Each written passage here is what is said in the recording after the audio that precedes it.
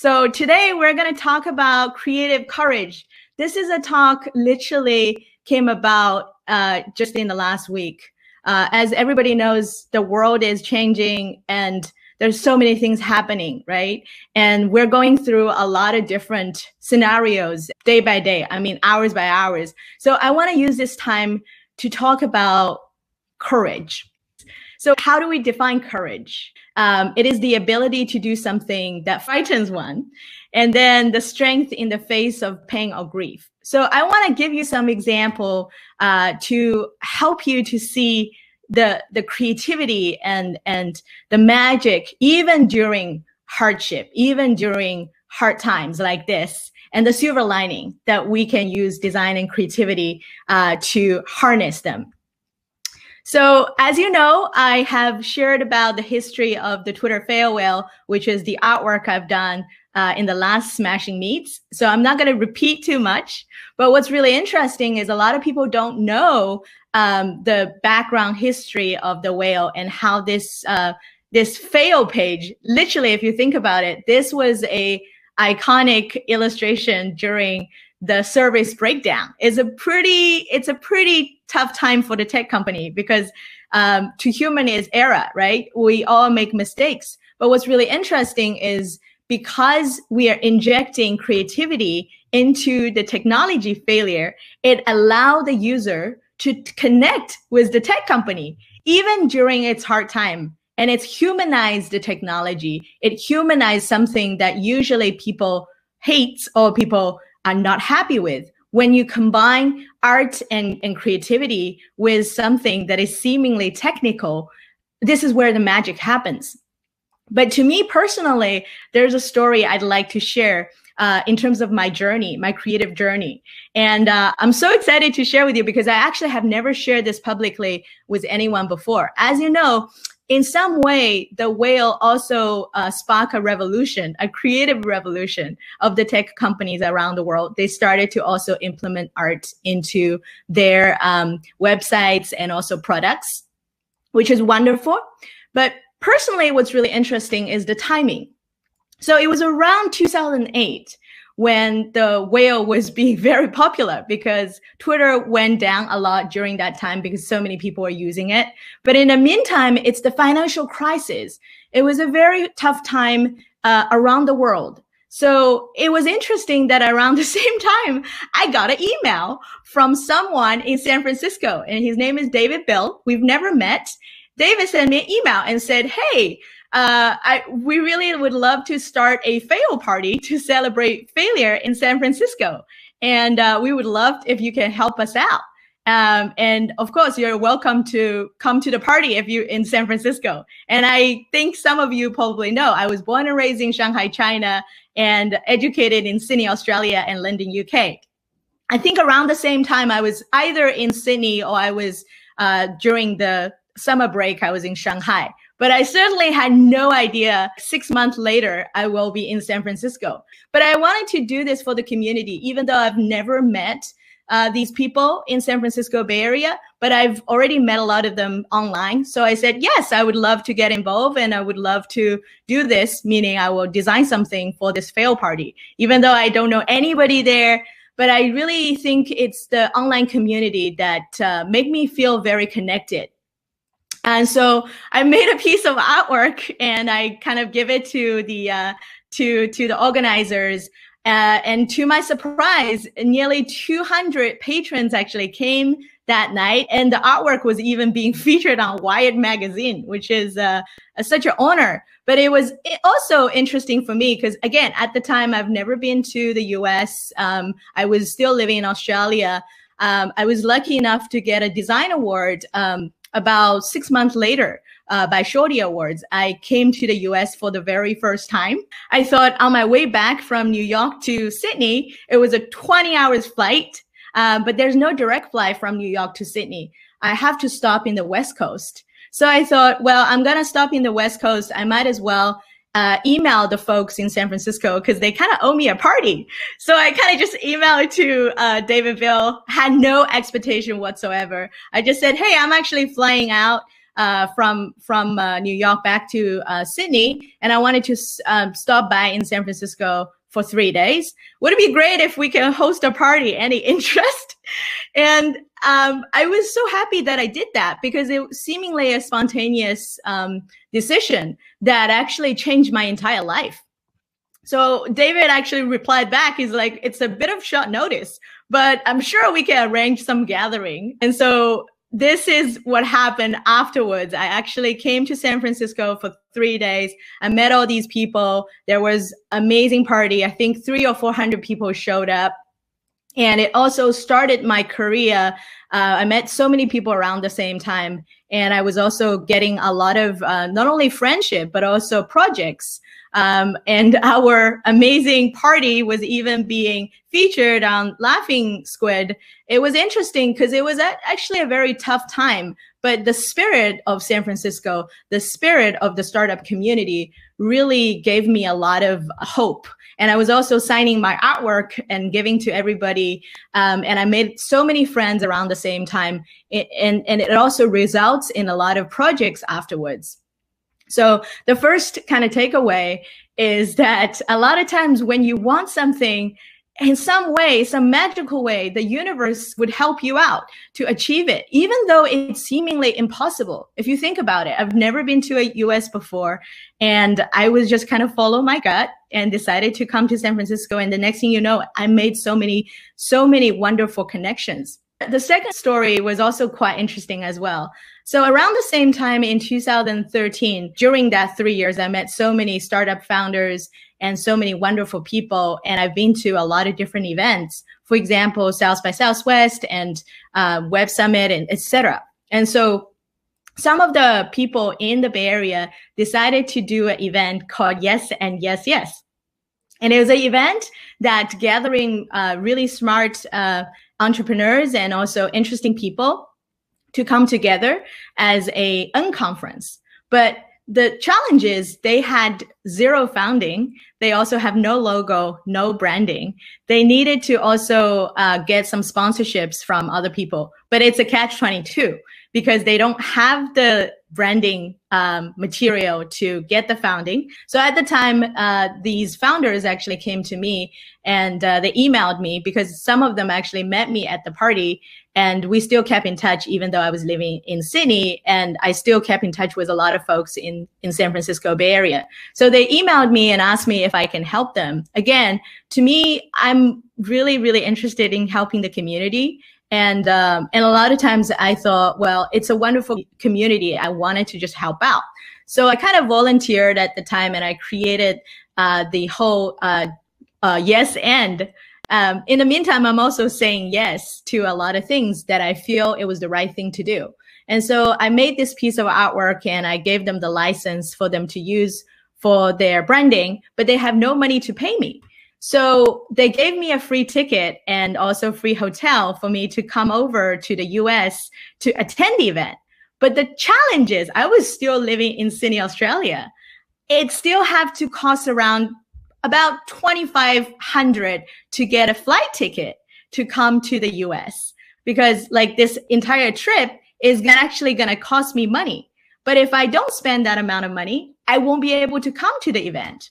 So I was in this catch-22. Should I spend the money out of my own pocket or should I miss the chance? So in the end, I talked to the organizer. I said, look, I'm going to purchase my own flight ticket.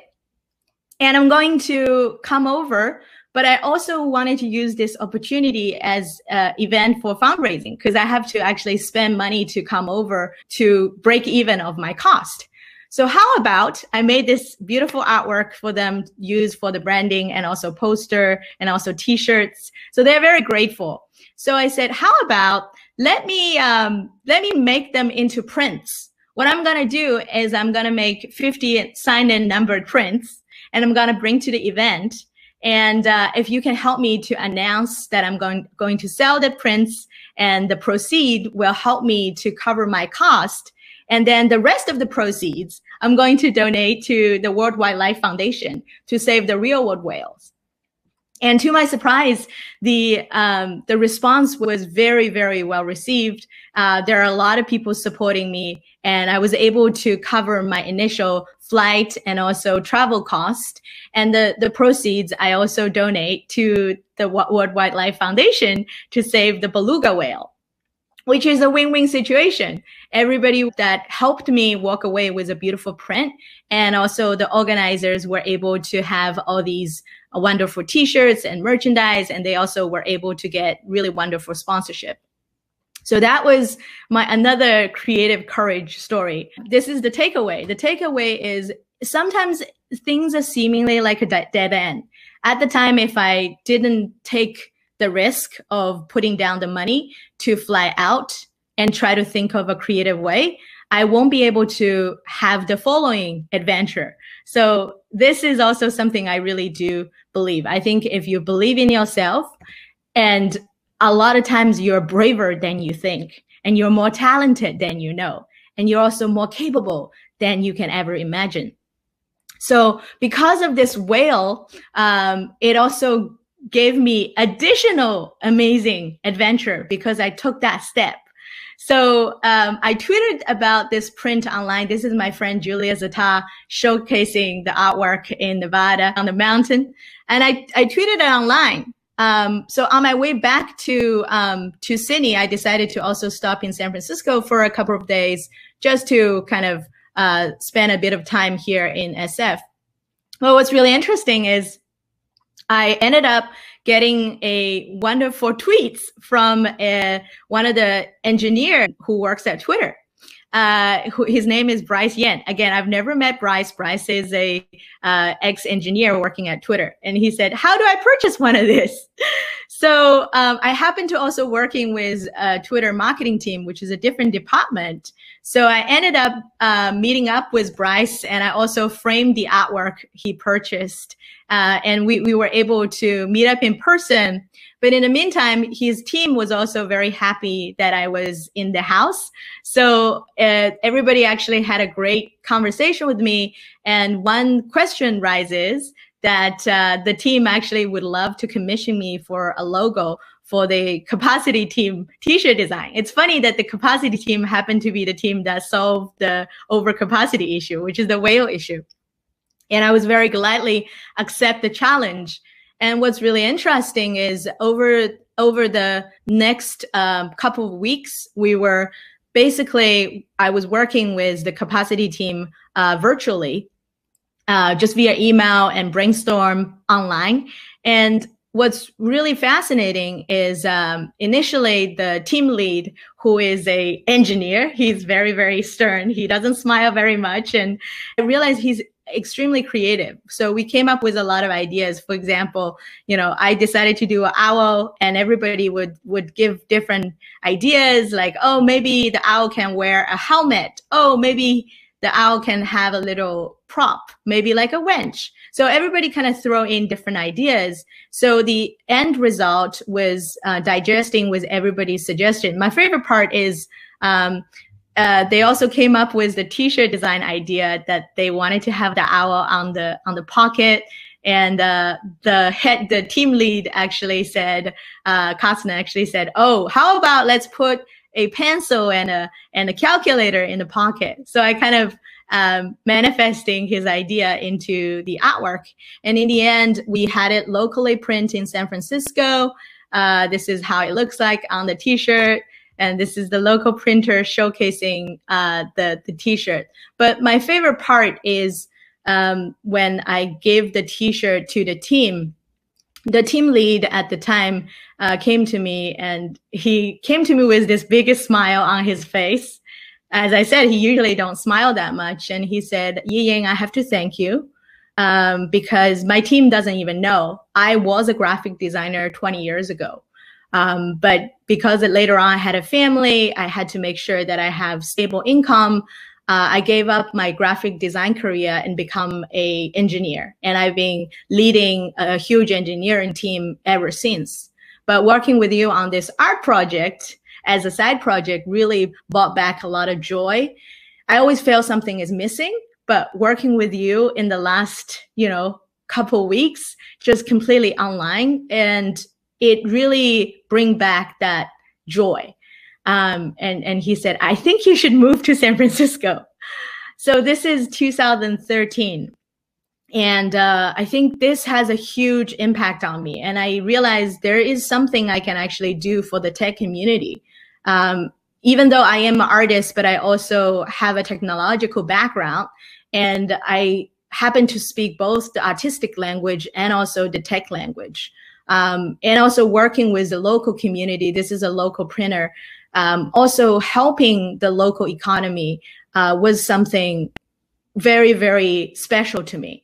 So I ended up moving to San Francisco in 2015 after I was helping literally hundreds of startups around the world and joined 500 startups as a creative director. And I was doing a lot more speaking. And I thought I should speak more often. So all of a sudden, I thought about Vitaly, because Vitaly and I, we actually connected in 2010. And initially, Vitaly approached me and asked me to work on the Smashing Book 2. And at the time, I was so happy when I got his email, because I've been a fan of Smashing Magazine as well. So I was working with the team completely virtually. This is back in 2010. We went back and forth on iterations, and I came up with the artwork and I sent it to Vitaly and the team would give me feedback. This is 2010, 2011. And we ended up finishing the book, but we've never met. We've never actually met in person, even though we had so many communication back and forth.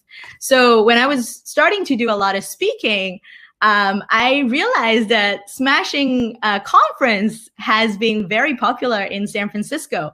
And I was also just finishing speaking in Australia. I came back and I missed the San Francisco trip. So I sent an email to Vitaly.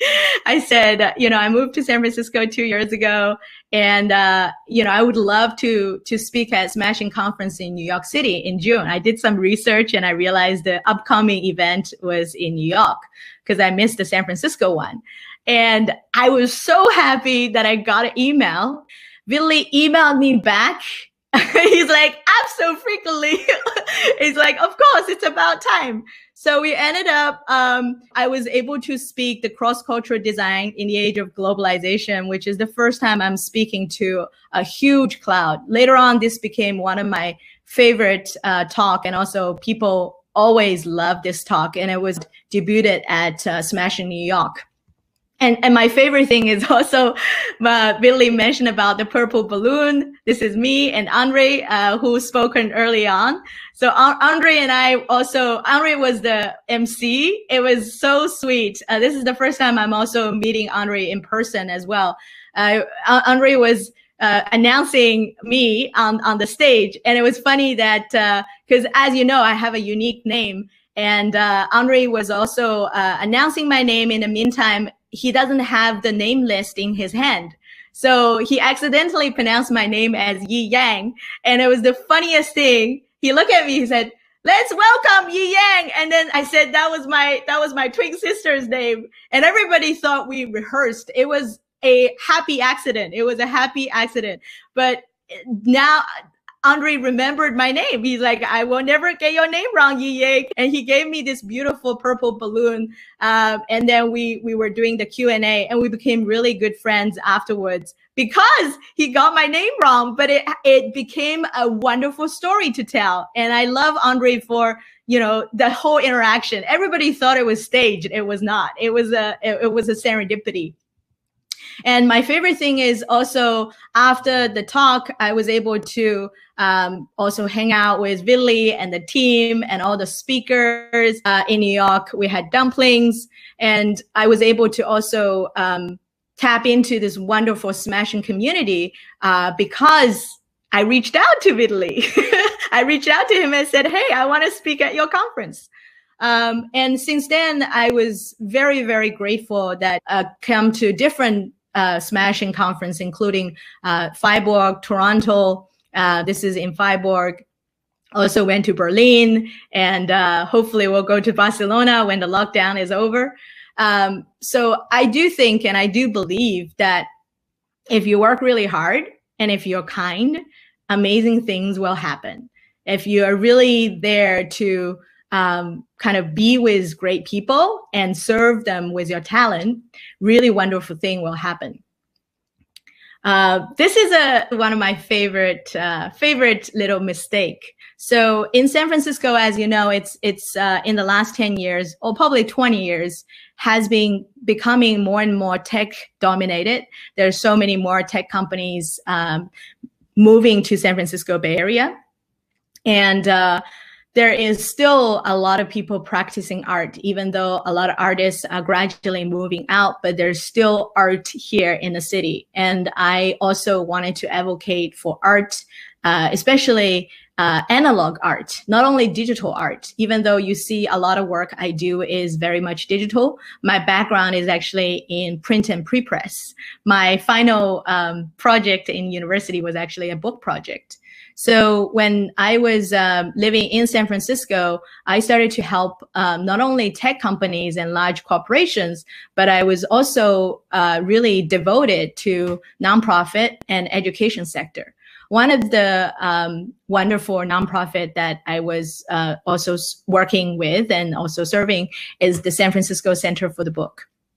It's a fantastic education institution. And every year in September, they have this amazing event called the Roadwork Steamrolling Festival. So as you can see, usually they have this amazing, huge steamroller coming all the way from Northern California. And they have 100 volunteers working with artists, making all these wonderful prints. It's a one-day event. Usually they have about 1,000 people coming into the festival. It's completely free, and it's been running for the last 15 years. But in 2018, at the time, I'm actually happened to be friends with the person who also working at San Francisco Center for the Book. So my friend Cheryl emailed me. Actually, she texted me. She said, "Hey, what's your email?" And I said, "You never email me." She always texts me, right? And she said, "Well, unfortunately, we lost our grant this year, so we don't have anyone helping us with the poster and also T-shirt design and all the merchandises. Do you think you can help out?" And I happened to have some free time, so I ended up was helping out making the poster and also making the merchandises like the bag and the T-shirt. As you can see, the volunteer were wearing the T-shirt for the event. But most people don't know. 3 days before the event, I got a text message from Cheryl because they just received the T-shirt and the bags. And apparently there's a file corruption in the final vector file that I sent over. And basically, because the time was very tight, we didn't get the chance to do a proofread. Usually, when we do printing, we always have a proof before we go through the final thing. But at the time, we were under a lot of pressure. I kind of jumped into the design last minute. So the file corruption made the actual outcome only has let's without row, which is a huge bummer. So I ended up had to pay the printer a little bit additional production fee, and the printer was so amazing that he decided to just charge for a minimum cost and then redo the whole printing. So in the end, you can see all the volunteers were wearing the T-shirts and everything. This mistake at the time seemingly such a headache, right? At the time, it was devastating because we spent all the time and it came out. It doesn't work. It actually gave me the inspiration to bring this mistake into a co-create program afterwards. So after the event, I was very, very fortunate to be able to speak at Apple with the San Francisco Center for the Book studio manager, Chad Johnson. We were also showing people how these amazing steamrollers and also letterpress machines and people's work. But in the meantime, after we finished the speaking, these are the great audiences. After we finish speaking, we engage with every single audience and allow them to co-create something. So that mistake became a co-create exercise that I came up with. So I thought, would it be so great? to have the audience to fill in the blank. It's wonderful that right now it's let's without the verb. So we can do let's create, let's draw, let's sing, let's dance. And this is all open question. I throw this question to the audience and the response was astounding. It was during the time San Francisco just had a fire. We had a full house. Everybody was still wearing masks coming over, and they came up with some most amazing designs, like let's go with the beautiful background. And this is wonderful. Let's be friends from Shen. And then this is all audience's work, like let's smile, let's eat, Mission Taco, I'm hungry. This is also one of my favorite. His name is Amit. He's from Charlottesville. He's a data scientist. And it was really wonderful that this is a picture of him telling the story that he stumbled upon our event as a data scientist. He also really appreciate learning from analog and printing. And he also was very happy that he get the chance to create something. So he did this, let's coexist with love. And then afterwards, I was doing a lot more events. I think I mentioned that last time, co-create with more people. This is Little Race, and just wonderful to see everybody unleash their creativity. And then now you probably would wait for something even bigger happened. Yes, you guessed it right. COVID-19 hits this year. Events that I used to work on at Apple and even future events at other tech companies were postponed or canceled. And it was very devastating because I had created all these amazing programs and I wanted to share with more people. And now I can't do this. But around the same time, I also started to realize there's so many more I can do to use my talent to help the community. One of my friend, Tito, who is also a co-founder of the COVID Accelerator, they're building something to serve for the community. They're building an online accelerator. Right now, I think they already have like hundreds of people volunteered. So he asked me to join the COVID Accelerator on Slack. I joined the Slack channel, and we had people have like online gathering, and I met all these people that I've never met before. It was almost like walking into a virtual bar, and it was so amazing. These people are actually working on a project called Corona Care Card, which later on has changed name to C Care Card. It's a online website to help small business owners who doesn't have a website to collect cash donation or pre-purchased gift card in order to keep the cash flow going so that they don't shut down, because a lot of small businesses lost their businesses and was not able to function during the pandemic. But it was so amazing to come to the community and hearing people talking about their vision, what they're working on to help the community. And at the time, the co-founders were presenting to everyone about their current website. And I'm looking at the website. They said, oh, is there any branding experts in the house? Because we really need some help for our website. At the moment, we have a very, very minimal design. And it doesn't look very trustworthy, because we want to ask people to donate money to support local businesses. But our design right now is very basic. And I thought, well, this happened to be something I'm good at. So I basically raised my hand. I said, hey, actually, I might be able to do a branding exercise. Usually I do this with a lot of larger companies, but this is a very special time. And I wanted to contribute to the causes and the community events. So I ended up, I raised my hand. I said, hey, I'm doing a branding session for this startup.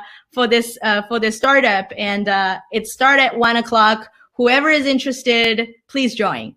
And here's the Zoom link. And to my surprise, a lot of people joined in. We had about 10 people, and I've never met any of these people. We did a branding exercise online for an hour, completely virtually. And it was so much fun. People get very energized, and they also contributed a lot of really great ideas, from the personality of the company to the colors of the company. I was so energized afterwards. And I did a couple meetings. I came back in the evening. I was very inspired by the conversation. I came up with 3 different options, and I posted on Slack. And literally, like a couple minutes later, people started to respond in real time. They're like, "Hey, great work!" And people would also say, "I love the first one." And they started to vote on Slack. And Fadumo, who's a wonderful female designer from the East Coast, messaged me back and said, "Looks like the first one is going to be the winner. Let me know the font and hex color. I can start to build the branding style guide." This is 9 p.m. in the evening, right? And so I messaged her around like 10 p.m. and I went to bed.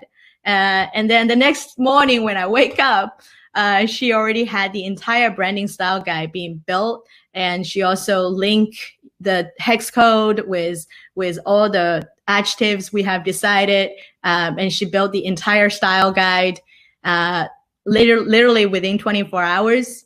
And around the same time, Vanessa, who's another wonderful designer from Colombia, also took the assets that I sent to her on Slack and started to build the front end UX and UI design. And it was amazing that everything was done within 48 hours. And within about 2 weeks, we were able to launch the beta. I think we had like a dozen or probably 24 volunteers working on this project together. And then the next thing you know is our story has been featured on Bloomberg, which is wonderful, just a wonderful recognition. So the reason why I want to share this story is I think that it's a very special time, and it is very scary. It can be also very heartbreaking to see a lot of people are suffering. But in the meantime, what we can do is we all have our own talent and we all have our own social responsibility. And I do believe that if we can collectively working together and we can have the creative courage to go a step further, we can really rise above a lot of uncertainty and a lot of fear. So I would love to encourage you to keep going and keep rising. And this is also a phoenix that I create for a startup incubator in Shanghai. It was also really amazing. This was also part of the reason why I started to do a lot of online speaking. So this is a global accelerator that based in Shanghai. They're reaching out and asked me to design a t-shirt for their 10th anniversary. This is literally about probably 2 months ago now. And that was my first speaking gig online. And I started to speak again. And I was also so happy to get the chance to create this phoenix for the community in Shanghai. And you have wonderful global accelerator. This is the accelerator managers and also staff members based in Shanghai. And again, this collaboration was completely virtual. Literally on the day that I was speaking, they sent me a photo of them already receiving the artwork on a t-shirt.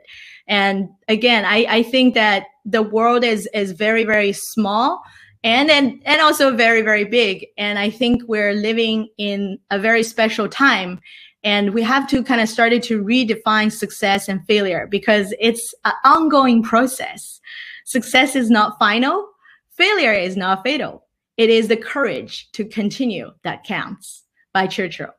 Thank you so much, everybody. And hopefully you will get some inspiration from the talk. Keep going, keep rising, and keep in touch. Thank you. Thank you so much, Ying. Wow, that was, I didn't see that coming.